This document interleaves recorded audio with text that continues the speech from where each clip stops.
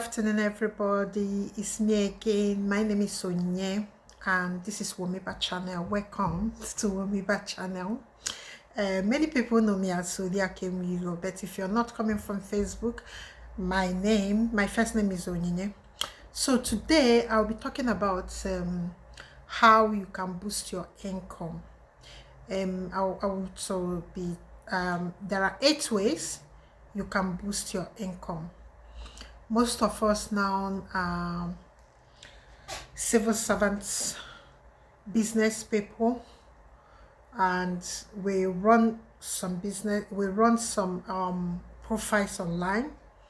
So the world now is a global village that you can even be chatting with somebody in Greece, in London, in US. It's just a matter of logging to your social media. You are connected. So now today I want to talk about how you can 8 ways you can boost your account. So in the every day and every time, inflation, recession, all these things, they take a toll on us. What do I mean by that? Because there are many instabilities in the world. So in financial world will get a hit of that. Because what it means is this: if there's instability in government, there are war going on, there are things just like COVID, there should be financial turmoil, because these are the things that are not planned for. Nobody is keeping billions in the account for war.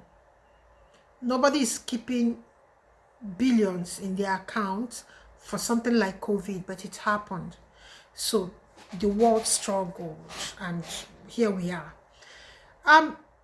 We have narrowly escaped a recession, but still inflation is still on the high side, and many people are still dealing with it. Everywhere you go, even your shop, if you check your grocery list now,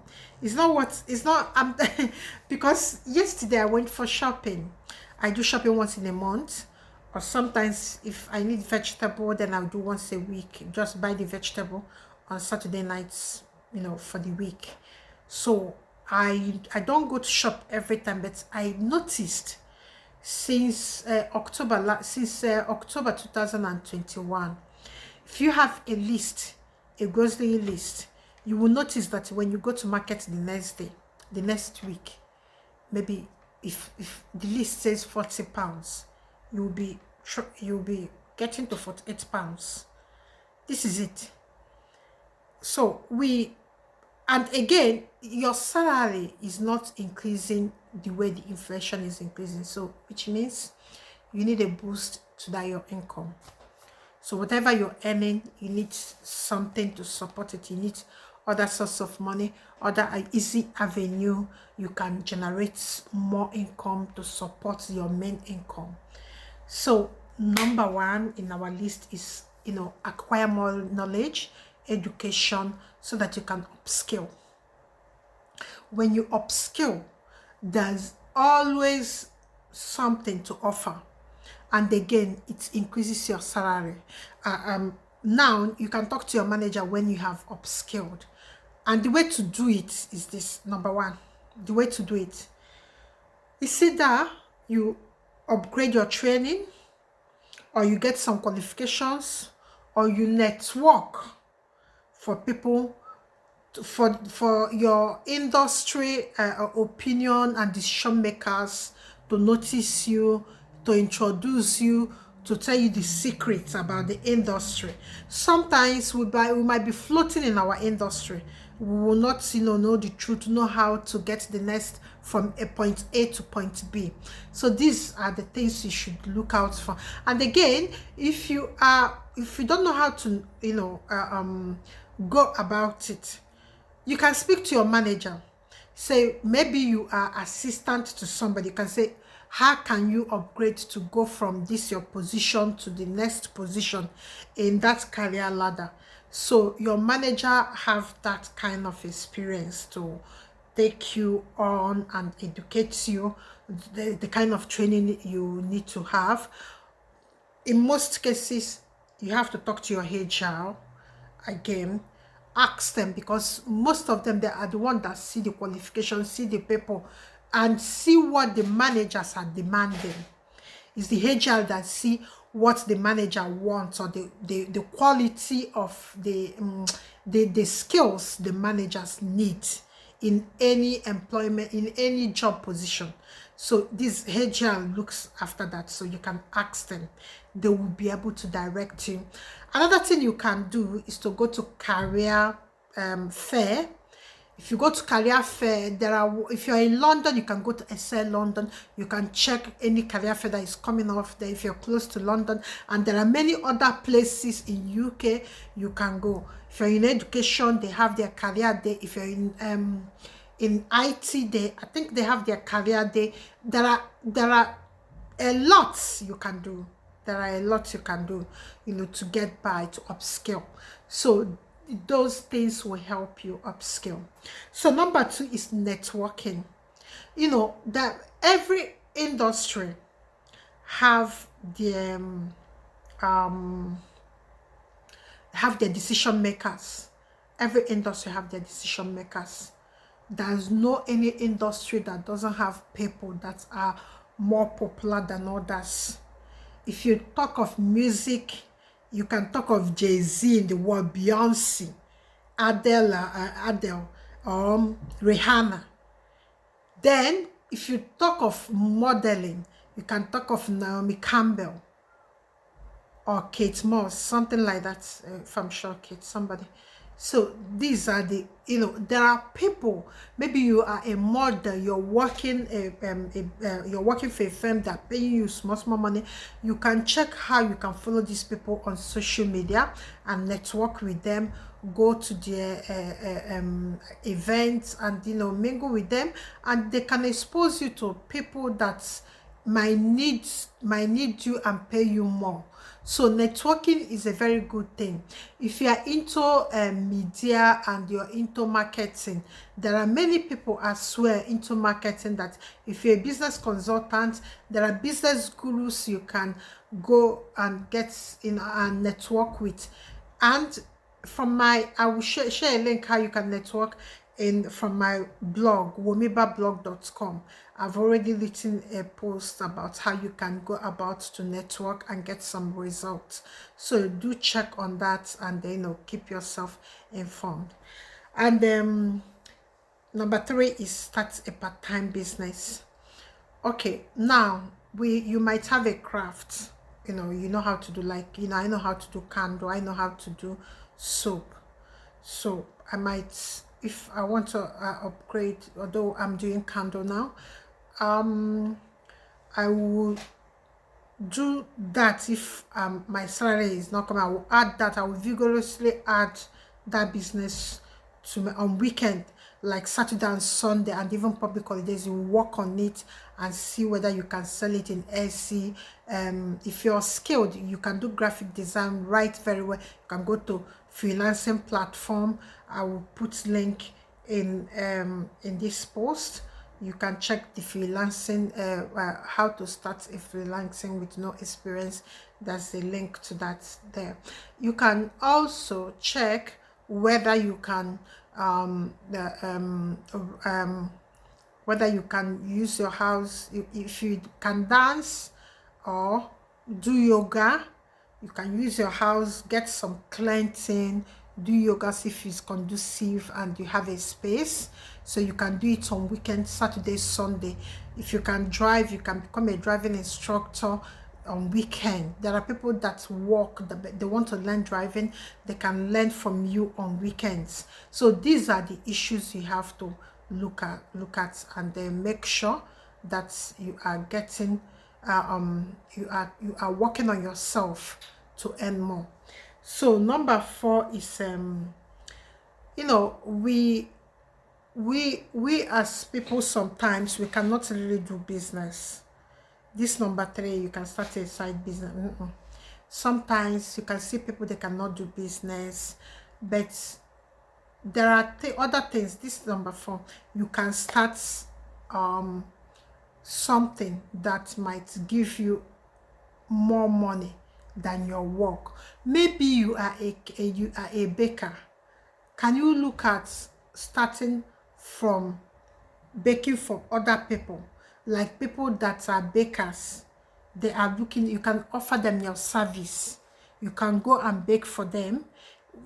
That will not expose you to buying all the equipment, oven. You need to start your own.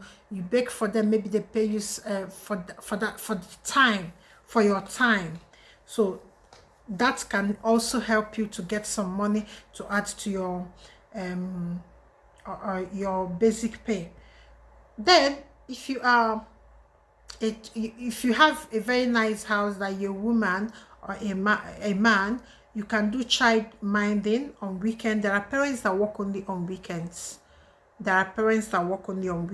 can go to a nanny club or check Facebook motherhood channels, and see whether you can network with the people that owns the channel to put a job post that you're available Saturday and Sunday.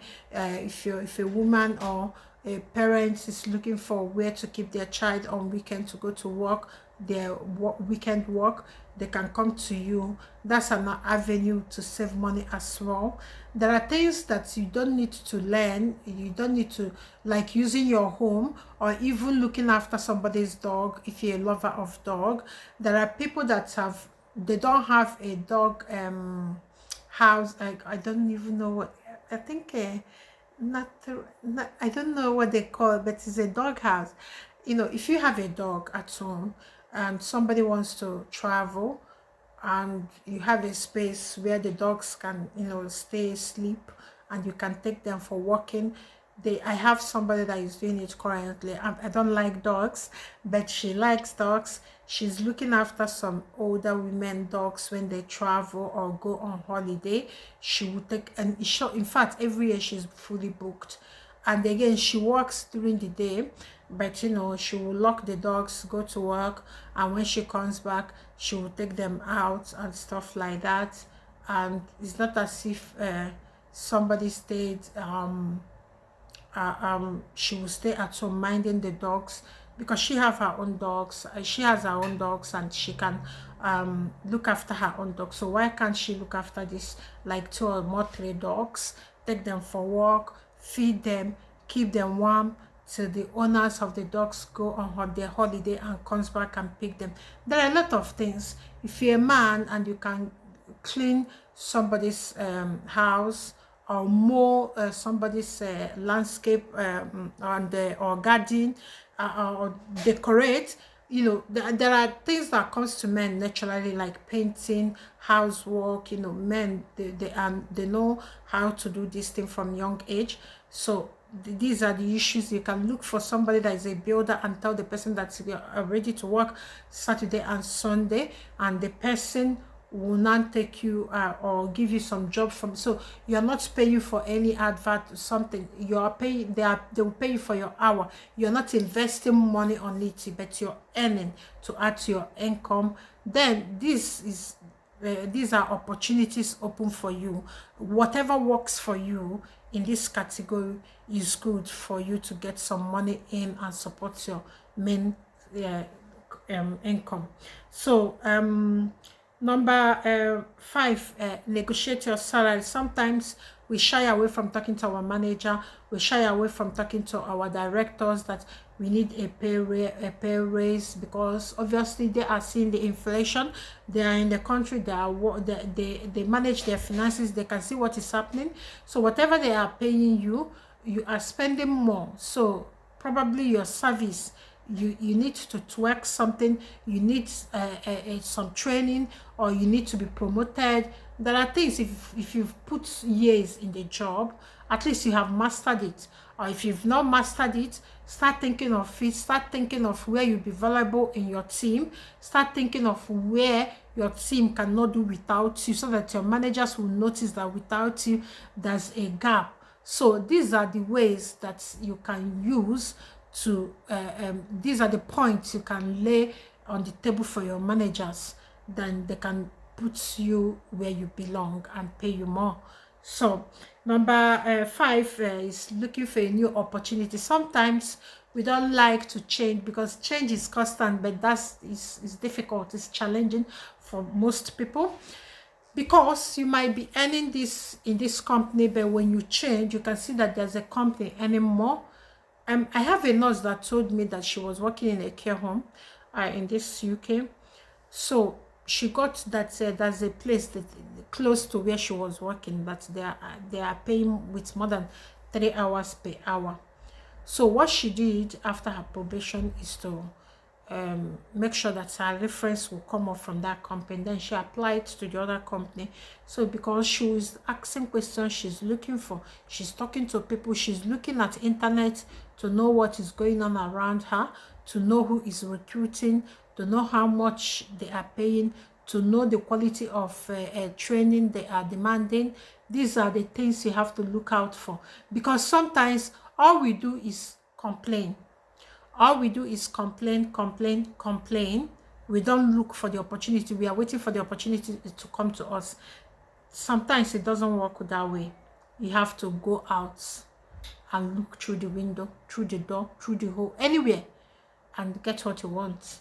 And sometimes it starts attending, like if you're an engineer, there are engineering association, maybe where you live in your locality, there are doctors forum.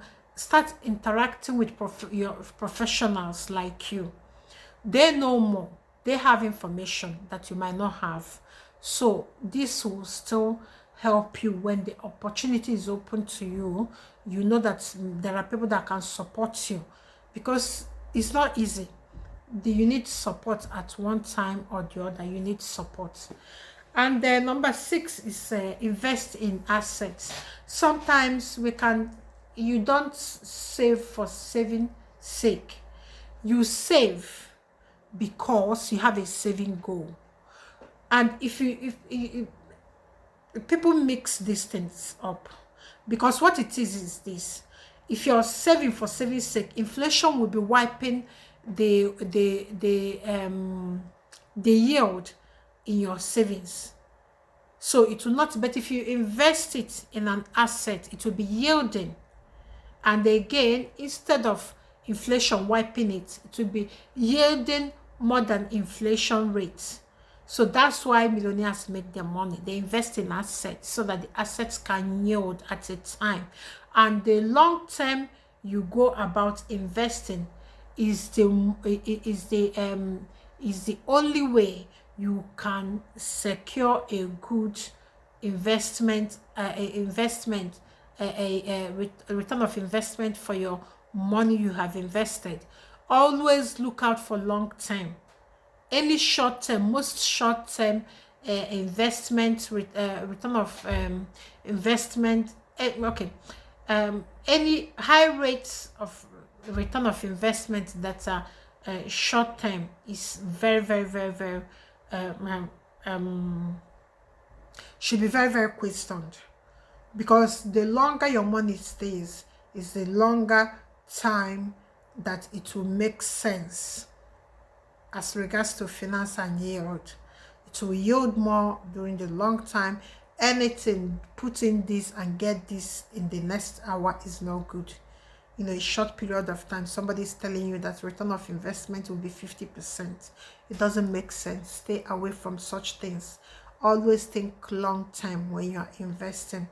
Another thing is cut your expenses, because sometimes we have found out that the more people the more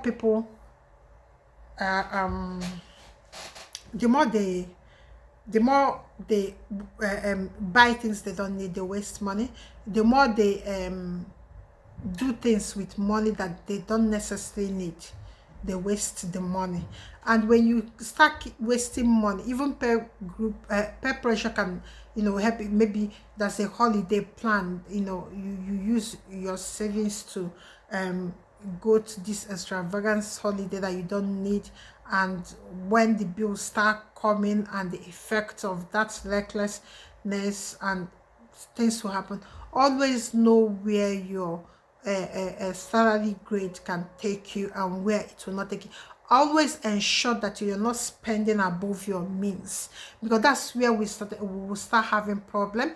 Immediately we'll try to invest above our earnings. And again, debt is not something that you walk into knowing that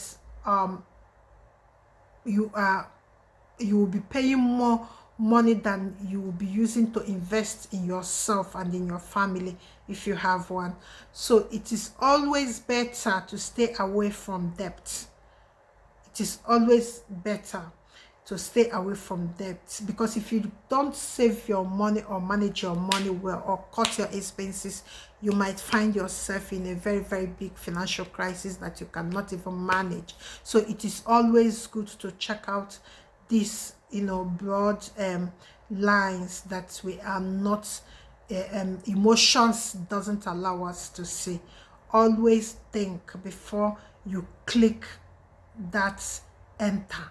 Always think of, does it the way I even do in Amazon. Like now, yesterday my blender is giving me some headache, so I went, although you touch it, it will start working, that kind of kick, you need to kick it before it will work.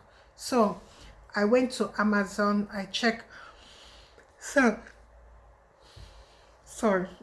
went to Amazon, I check how much is blender. I saw it, although my blender is still working, you know what I mean, that when you need to do something before it will just answer you. I just went into Amazon, I put it in the wish list, because what wish list does is that it will be there for like weeks, years even. So if you don't really need it, then you can stay away from it. So that's what it means, and that's the way. And I love to, I love to manage my expenses. So because if you start each time anything, you click enter your pin, your bank pin number, everything go, my dear, I think it doesn't work like that. Please, before you buy, ask yourself, do you need it? Is it necessary? Is it the right time? How much is it? Is it above my means or stuff like that? These are the questions you have to get the answers by yourself. And here is how we'll end this video today. So you have seen the 8 things that that can help you boost your earnings. And I would like to say what I would like to say again is this: please, the most important thing we have to be doing is making sure, because if you get this one right, you will go far. Making sure we will never spend money above what we earn. Okay, let me say in a year, all your earnings are 80,000. You go and buy a car that is 90,000 because a bank will finance it. What you have done is that a year plus is what. And remember that when you get that 100 and something thousand from the government or from the bank or from your financial security house, what happens is this: you will pay more. Maybe if you get 100k, they might still add another 20k as an interest, and you're just driving the car that is diminishing in value up and down. So you see what I mean? So it is not always advisable to make sure that for anybody to spend above what they earn. Please, let's try. No matter what, plan your budget on time. It will help you stay afloat. And thank you so much for visiting. Please, you will do me a favor. Can you subscribe? Please subscribe, and put your notification on. Your girl Onyinye will be here all the time to tell you everything about money, location, personal finance, and investment and coaching. Thank you so much for visiting. Please see the the subscribe button, push it, put a notification on. Don't forget, please do it now. Don't forget. See you next time. Thank you so much.